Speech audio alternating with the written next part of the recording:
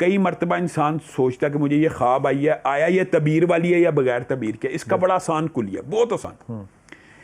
جو انسان کی خواہش ہے اور جو انسان کا خوف ہے، صرف دو ہی چیزیں ہوتی ہیں، ایک خواہش ہے ایک خوف. یہ کبھی خواب میں آئے تو یہ خواب تعبیر والی نہیں ہے، یہ لاشعور ہے.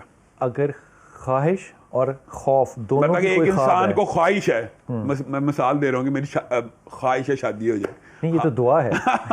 میں مثال دے رہا ہوں، چلو خواہش ہے کہ میں انگلینڈ چلا جاؤں، میں امریکہ چلا جاؤں. اچھا تو اگر اس کو خواب آئے گی نا، یہ خواہش لاشعور سے جاگی ہے. ٹھیک، یہ امام اس کا تعبیر سے امام ابن سیرین نے لکھا. دوسری بات ہے خوف. انسان کو کسی چیز سے خوف ہے کہ میں اونچائی سے گرتا ہوں، یعنی انسان کو ایک فوبیا ہے، سانپ کا فوبیا، شیر کا فوبیا، حقیقی ہے. اگر خواب میں وہی دیکھ رہا ہے، یہ تعبیر والی خواب نہیں ہے. واہ کیا بات. اور امام ابن سیرین نے کہا تیسری خواب بسیار ہوری سے بھی آ سکتی ہے، کہ انسان نے خوراک اتنی کھائی ہے، وہ بخارات دماغ میں گئے ہیں، لاشعور، لیکن وہ بھی لاشعور رہتی ہے. تو سچی خواب کون سی؟ سچی خواب کا یہ ہوتا ہے، مثال دے رہا ہوں، جو بات آپ کے ذہن میں نہیں تھی، میں نے خواب دیکھی، میرے سارے دانت ٹوٹ گئے ہیں. اب یہ خوف بھی نہیں تھا، خواہش بھی نہیں تھی، اس کی تعبیر آپ نے معبر سے پوچھنی ہے. سمجھ گئے نا، یہ تعبیر والی خواب ہے. اس طرح کی خواب آنا، میں نے دیکھا خواب آئی کہ میرے پیچھے بھینس پڑی ہے، اس کی آپ نے تعبیر پوچھنی ہے.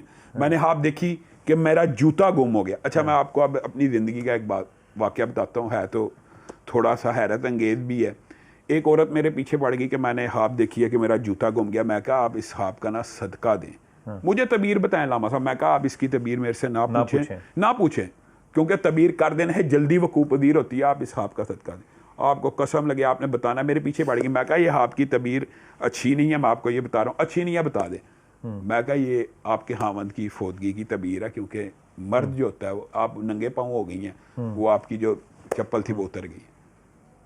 تو جب میں نے تعبیر بتائی کچھ دن بعد اس کا فون آیا کہ یہ واقعہ ہو گیا. میں کہا آپ کو تعبیر نہیں تھی پوچھنی چاہیے، آپ کو اس وقت صدقہ دینا چاہیے تھا. اس طرح کی جو خوابیں ہوتی ہیں نا، ان کے اندر اشارے موجود ہوتے ہیں. اور میں آپ کو ایک بات اور بتاؤں، خواب صرف اطلاع نہیں ہوتی، خواب برائے تدبیر بھی ہوتا ہے، گائیڈنس بھی ہوتی ہے.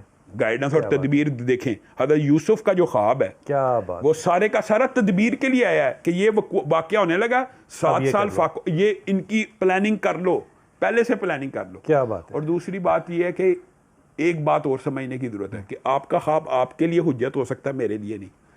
اگر یہ کلیہ اپنا لیا جائے نا تو معاشرے کے اندر جھوٹے خوابوں کی ویسے ہو سکتی نہیں ہو. نبی کریم نے فرمایا جو بندہ جھوٹی خواب سناتا ہے نا، اس کا عذاب اور وعید بہت زیادہ ہے. کیونکہ اصل میں جھوٹی خواب نبوت کا ایک حصہ ہے، 46واں حصہ ہے، لیکن وہ حجت شرعی دوسرے کے اوپر نہیں ہے.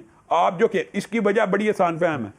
ایک بندہ کہ مجھے خواب میں آیا ہے، جھوٹا ہو، نبی کریم نے کہا کہ فلاں بندہ یہ کام کرے، میرے لیے یہ حجت نہیں ہے. کیا بات ہے. اس بات کو میں بڑھا رہا ہوں صرف، یہ بات آپ نے بالکل صحیح کی. فرائڈ بھی ایسے کہتے ہیں، امام بھی ایسے کہتے ہیں. ایک خاتون تھی ہماری جاننے والی، میں انہیں بڑی اچھی طرح جانتا ہوں. انہوں نے کسی شخص سے کہا کہ میں نے خواب میں دیکھا کہ اللہ تعالیٰ نے آپ کو مجھے دے دیا ہے، تو اب آپ مجھ سے شادی کر لیں. اب یہ دیکھیں، یہ حجت نہیں ہے، حجت ہے کہ خواب انہوں نے دیکھا ہے، حجت پوری کرنے کے لیے وہ آ جائے. لیکن اس میں جو ایک میرے خیال میں بڑے سبق کی بات ہے نا، وہ یہ کہ خدا کے واسطے جب آپ کسی کے پاس جائیں اور وہ شخص ایک بات کہہ رہا ہے، علامہ صاحب نے کہا کہ نہ پوچھو، تو ادب یہ ہے کہ نہ پوچھو. اگر اتنی ہی بد اخلاقی ہے تو پھر آپ اس کا جو خمیازہ ہے وہ بھی بھگتیں. میرے خیال میں یہ ایک بہت بڑا ویکیوم ہے ہمارے معاشرے میں کہ ہم چاہتے ہیں کہ جناب مجھے تلی کے تلی جو ہے نا وہ فوری طور پہ جو ہے اس کا فیصلہ سنا دیا جائے. حضور بہت شکریہ. جو پیاس ہے نا وہ لگ جاتی ہے آپ سے گفتگو کر کے، بجھتی کوئی نہیں ہے. یہ میں آپ کو نا تشبیہاً نہیں حقیقتاً بات کہہ رہا ہوں. اللہ تعالیٰ آپ کو سلامت رکھے. ملاقات ہوگی انشاءاللہ تعالیٰ. السلام علیکم ورحمۃ اللہ.